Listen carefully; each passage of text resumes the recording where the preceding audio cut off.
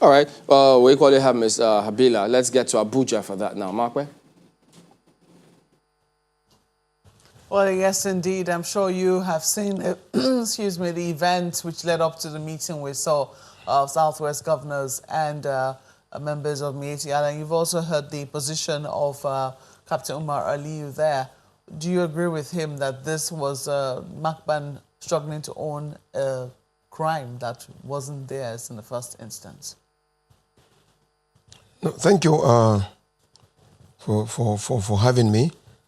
I've had the contribution just made, but I would say the pronouncement of the governor of Ondo State. Remember that he is the chief security officer of the state, and remember also that one of the purpose of governance is security and welfare. And I think he got it right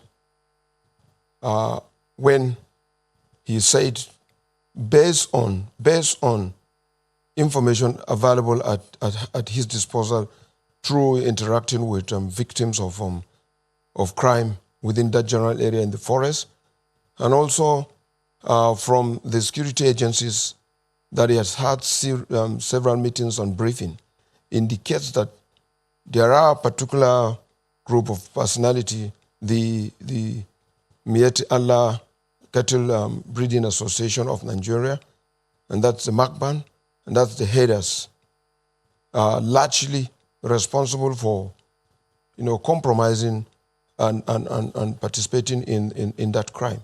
And so I think if there are crimes and you are able to profile up to those community or those individuals that are responsible, sometimes it is also good to point that out.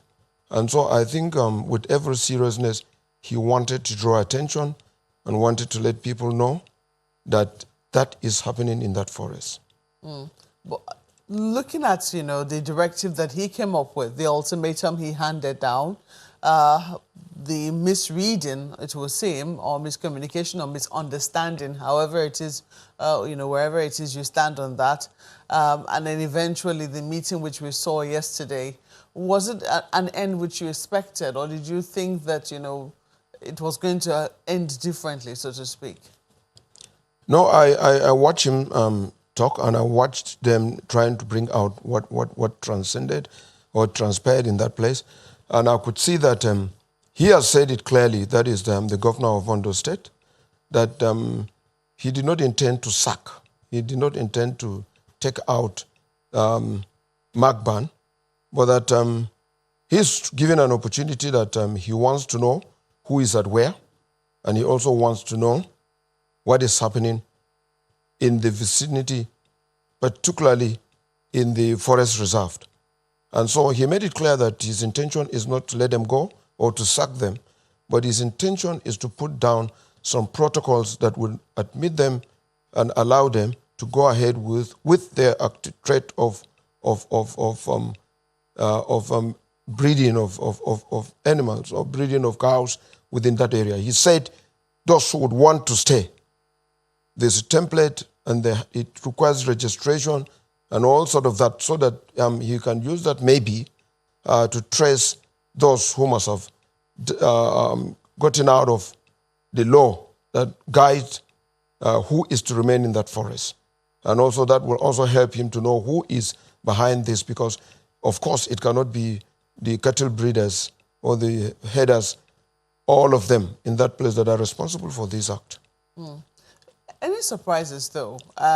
We've seen what has happened so far in terms of security deteriorating, not just in the Southwest, but, basically all over the country. Kidnapping is at an all-time high. Banditry is also, running away, by itself. Any surprises in terms of what we're seeing, the profiling of crime, so to speak, and criminals, instead of focusing on the crime itself? Before you focus on any crime, anywhere, first of all, you need to geolocate You must identify at what point do we have this crime. You need to know about that, and you need to study the environment, the community. What is responsible for this kind of crime? And you need to know the people behind it so that you can proffer a solution. But if you generalize and don't do some of the things, you're not going to get it right. And so all over, there are a lot of crime and criminality that are geolocated in a lot of the states. If you talk about Kaduna, there we've had a lot of long time of participation in trying to curb that crime. If you talk about Benue, I was there. I also have had the opportunity also to join others to plan and execute some of the things that will bring peace into that place. Or are you talking about Nasarawa? Most of the states have flashpoints where this kind of criminality is happening.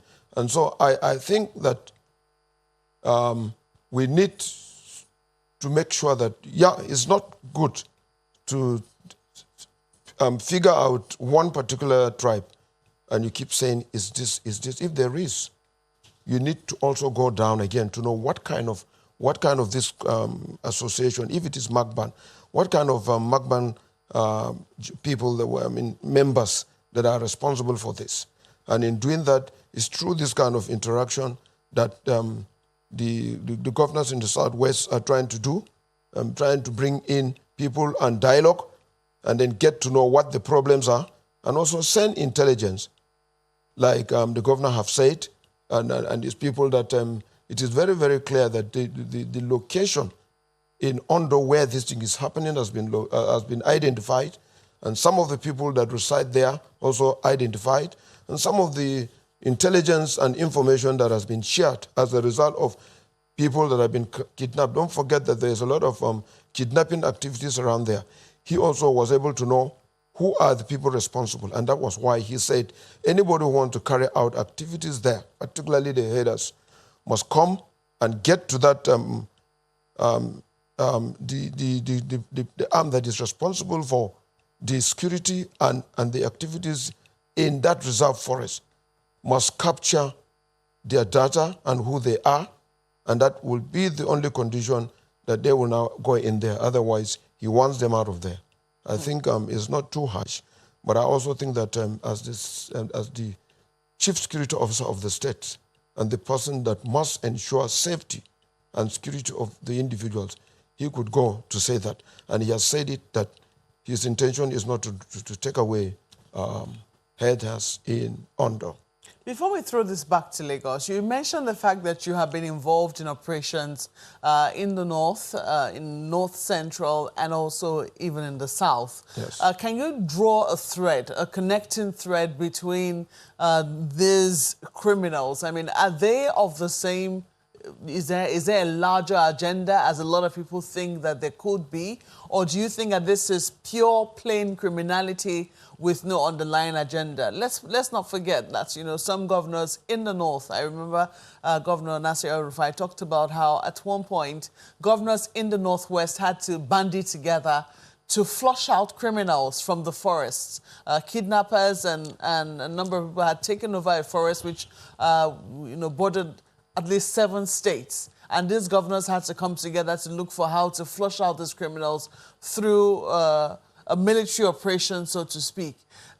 Is there a thread, is there a connecting thread between those criminals who were flushed out then at that time, because we understand that some parts of the forest, again, it looks like they're back there, and those which seem to be occupying the forest in the southwest and perhaps parts of the north central? Yeah, if there's an opinion on this, you are right. It is right also to say that those of them that were taken out in the forest in the north, if there are pressure like what happened in the north, where governors came together and put some resources together and got the security agencies and the military to go out and sweep the forest. Mm-hmm. They call that Operation Sharandaje. That is sweeping the forest. Of course, when the heat is on these criminals in the forest. The only alternative left for them, of course, is to geolocate, is to relocate. And that's why it is possible, and it is, that could be proved with a lot of trying to find out that it is true that some of them, they were in the north. They were responsible for some of the carnage in the northern part of this country. Could be the people that have run down to, to where it is happening now in the southwest and what have you. And so it is possible there is a connection between the fact that it is possible that most of the criminals in the north that were rooted out have found their ways, to the south. Like yesterday, a few days ago, you saw the governor of Nasarawa letting you know that the Boko Haram in the northeast found their way in Nasarawa and the border of Nasarawa and Benue. And some of them that were gotten also made that confession. So you could see that there is a link. There is no geographical area that you would say that these criminals hibernate and would not move. They move. Do you think that there is an underlying agenda? That's the question I'm asking. Yeah, I don't think so. I don't think so because I think I don't think there's any because I don't think that reasonable people will wake up one day and come together to want to go and destroy a particular geographical citizen. Say you leave the north to come to the south to create problems because you want to destroy the fabrics, you want to destroy the peace, you want to let everybody know that they want to take over the land. More specifically, there are those who believe that this is about taking over lands. Yeah, of course, it will be very, very unfortunate to also say that the cattle breeders from the north will get to that place to try to own the land. I don't think so. I think it's purely criminality. It's purely criminality. And also, I know that when they settle, they would want to belong to the community where they find themselves. And they could drag some part of the land, like what we have on the plateau, where we're saying that, of course, they must rear their cows, and they must also look for space for these cows, because in the past, in the north, we had cattle routes, and these cattle routes were not cultivated, for whatever reason. But because of the agricultural activities that has opened up, people went to cultivate on those routes. And so when the herders come, they would want to insist that they want to pass through where they used to pass through. And then they will eat up the crops and they will destroy the crops. And of course, farmers won't let that go. That we saw in Benue, that we also saw in Plateau, Niger, and Nasarawa.